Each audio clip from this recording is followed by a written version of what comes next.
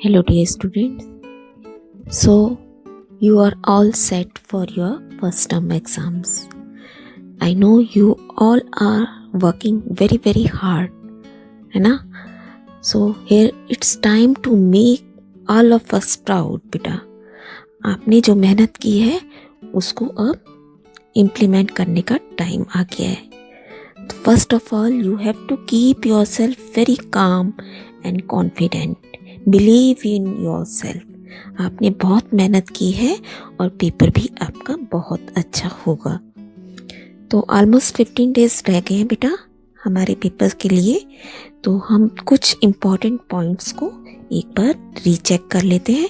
वो पॉइंट्स आपको ज़रूर रिवाइज करने हैं मैथ्स के लिए. तो देखिए चैप्टर वाइज हम करते हैं. चैप्टर 1 रियल नंबर्स का है हमारा.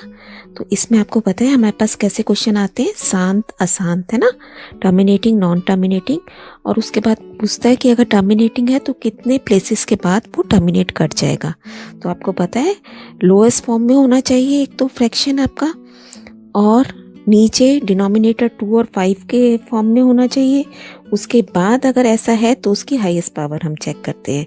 फिर आपको अभाज्य गुणनखंड करने आने चाहिए, फैक्टर 3 बनाना आना चाहिए. और ये फॉर्मूले के ऊपर बेस्ड क्वेश्चन आते हैं जिसमें कुछ भी 4 चीज़ें होनी चाहिए, एलसीएम, एचसीएफ और 2 नंबर्स. इन 4 में से एक चीज़ आपकी कोई मिसिंग हो सकती है और वो आपको इस फॉर्मूले का यूज़ करके निकालना आता है ना. और प्राइम फैक्टर से हम एलसीएम और एचसीएफ कैसे निकाल सकते हैं दिए गए नंबर्स का, ये इसकी भी प्रैक्टिस हम बहुत बार कर चुके हैं बेटा. चैप्टर 2 पॉलिनोमियल्स बहुपद का है बेटा, जिसमें आपके पास ऐसा क्वेश्चन आता है कि बहुपद है या नहीं. तो उसमें क्या होता है, वेरिएबल की पावर पूर्ण संख्या होल नंबर्स होना चाहिए. उसके बाद हमें गुणनखंड करना आना चाहिए. और इसके लिए भी एक शॉर्ट ट्रिक हमने सीख रखी है कि जो उसके ऑप्शंस दिए होते हैं हम फटाफट वहाँ से चेक करके अपना आंसर निकाल सकते हैं. जीरोस निकालने आने चाहिए. जीरोस फैक्टर अगर आ गए तो उसको जीरो के इक्वल रख के शून्यांक निकाल लेंगे आप. सम और प्रोडक्ट निकालना आना चाहिए. -b/a और c/a गुणनफल होता है ना. उसके बाद पॉलिनोमियल हमें बनाना आना चाहिए अगर जीरोस दिए गए हों या सम और प्रोडक्ट दिए गए हों. नेक्स्ट आता है pair of linear equations chapter 3. उसमें सबसे पहले संगत असंगत, जहाँ सॉल्यूशंस हैं तो संगत कंसिस्टेंट कहलाते हैं, अदरवाइज असंगत. 2 इक्वेशंस होती हैं, पावर उनकी वेरिएबल्स की 1 होती हैं और पेयर है, इसका मतलब 2 इक्वेशंस हम साथ साथ लेके चलते हैं. फिर हमें कंडीशंस हमने सीखी हैं कि एक हल होगा, अनेक हल होंगे या कोई भी हल नहीं होगा. तो ये कंडीशंस आपको बिल्कुल टिप्स पर याद होनी चाहिए. उसके बाद इन इक्वेशंस को सॉल्व करना आना चाहिए बेटा. आपके पास 3 मेथड होते हैं इसके लिए, ग्राफिकल है ना, एलिमिनेशन है, और हमने इसके लिए एक शॉर्ट ट्रिक भी सीख रखी है. तो आपको एमसीक्यू के लिए वही ट्रिक और प्रैक्टिस करनी है. उसके बाद आता है हमारे पास क्वेश्चन, वैल्यू ऑफ के निकालिए यदि आपको नो सॉल्यूशन का केस है या यूनिक सॉल्यूशन का एक ही या इनफाइनाइट सॉल्यूशन का. और इनके ग्राफ भी पूछे जा सकते हैं कि कैसा ग्राफ इनके बनते हैं. नेक्स्ट आता है सिमिलर ट्रायंगल्स का चैप्टर 6. तो सिमिलैरिटी क्या होती है, उसके क्या क्या कंडीशंस, हम रूल कैसे, किन किन रूल्स के अंडर वो सिमिलर होते हैं ट्रायंगल्स, ये हमने सब सीख रखा है. थेल्स थ्योरम क्या स्टेटमेंट है उसकी, और उसके ऊपर बेस्ड क्वेश्चन आपने कई बार कर रखे हैं. पाइथागोरस थ्योरम क्या है और उसके ऊपर बेस्ड क्वेश्चन हमने कर रखे हैं. फिर ratio of areas of similar triangles की जो थ्योरम है उसके ऊपर बेस्ड आपके पास क्वेश्चन आते हैं. नेक्स्ट है chapter 7 coordinate geometry, distance formula, section formula, point on X axis, Y axis, origin कैसे होते हैं ये पॉइंट्स, है ना, कुछ स्पेशलिटी होती है तो वो क्या होती है. मिड पॉइंट फार्मूला आपको याद होना चाहिए, सेंट्रॉइड याद होना चाहिए. और यहाँ कुछ डिटेल मैंने फिर से एक हाईलाइट कर दी है.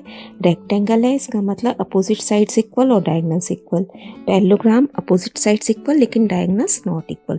तो ये आपको सारी रिवाइज करने हैं. डिस्टेंस फार्मूला यूज़ करके हम इनके बारे में बता सकते हैं. नेक्स्ट है ट्रिग्नोमेट्री. आपको ट्रिग्नोमेट्रिक रेशियोज की अच्छे से समझ होनी चाहिए कि कहाँ हमारा कौन सा रेशियो अप्लाई होगा और किस एंगल के कंसेप्ट में हम उसे निकालना चाह रहे हैं. फिर ट्रिग्नोमेट्रिक टेबल है बेटा आपके पास, जिसको आपने बाय हार्ट लर्न करना है। फिर एक आइडेंटिटी है, इसके ऊपर बेस्ड क्वेश्चन एमसीक्यू में बहुत इजी वे से मैंने आपको चेक करना सिखा रखा है। टेबल के ऊपर बेस्ड क्वेश्चन आप बहुत अच्छे से प्रैक्टिस कीजिए। बेटा नेक्स्ट है हमारा chapter 12 area related to circle. इसमें आपको सर्कल का एरिया पता ही होता है, पाई आर स्क्वायर, सर्कमफ्रेंस इसका 2 पाई आर। इसके बाद हमने सीखे हैं माइनर सेक्टर, मेजर सेक्टर, लघु त्रिज्यखंड, दीर्घ त्रिज्यखंड, है ना। माइनर सेगमेंट, मेजर सेगमेंट, इनके फॉर्मूले आप एक बार जरूर रिवाइज कीजिए और बहुत छोटे इजी फॉर्मूले हम आराम से लर्न करते हैं। लेंथ ऑफ आर्क यानी कि चाप की लंबाई आपने कैसे निकालनी है, और पेरीमीटर ऑफ गिवन फिगर, ये जो होता है ना बेटा इस तरीके से आपको दिया गया होता है। तो ये हाफ तो सर्कल है, सेमी सर्कल है, प्लस में जब पेरीमीटर है तो ये किसका डायामीटर है। इसी तरीके की कुछ भी शेप आपको दे सकता है। तो पेरीमीटर में आपको ध्यान रखना है कि हमें सारी बाउंड्रीज का टोटल करना होता है। Next chapter 15 probability, easy chapter है और बहुत बार हम कर चुके हैं। तो सबसे पहले कार्ड्स की प्रॉब्लम आती है कि एक बॉक्स में कार्ड्स रखेंगे, टोटल नंबर बताइए, तो आपने सीख रखा है कैसे निकालना होता है। कॉइन की प्रॉब्लम आती है, एक कॉइन को टॉस कर रहा है या 2 कॉइन को टॉस कर रहा है। डाइस भी ऐसे ही, एक है या 2 है। हम सारे केसेस को कंसिडर कर चुके हैं। और उसके बाद प्लेइंग कार्ड्स, है ना, ताश के पत्तों के ऊपर बेस्ड जो क्वेश्चन होते हैं। तो बेटा ये सारे चैप्टर्स आपके 8 चैप्टर इस बार आ रहे हैं और कई बार हम हर चैप्टर का टेस्ट कर चुके हैं, रिवाइज कर चुके हैं। बेटा ये छोटा सा शेड्यूल मैं आपके सामने रख रही हूँ। 5 दिनों के अंदर आपको फुल मैथ्स का सिलेबस अपना रिवाइज करना है। कई चैप्टर्स का हम कई बार टेस्ट कर चुके हैं। देखिए डे 1 चैप्टर 1 to 15 आपको कंप्लीट करना है। Day 2 chapter 3 and 12, day 3 chapter 6 only, 4th day chapter 7 and 5th day chapter 8 trigonometry. तो बेटा दैट मीन्स कि अगर आपने एक काम को सोचा है तो आपको उस दिन वो फिनिश करके ही उठना है। 2 घंटे आपने मैथ्स के लिए निकालने ही निकालने हैं। थोड़े दिन की बात है, थोड़ा सा नींद कम कर दीजिए and you will get all your success very easily. और बेटा सभी वीडियोस का जो हमने 1 मार्क क्वेश्चन किए थे, शॉर्ट्स किए थे या चैप्टर वाइज पूरी वीडियोस हमने समझी थी या करी थी, टेस्ट सारे सीबीएसई के सैम्पल पेपर, डीओई के सैम्पल पेपर, सबके लिंक्स डिस्क्रिप्शन में दिए गए हैं।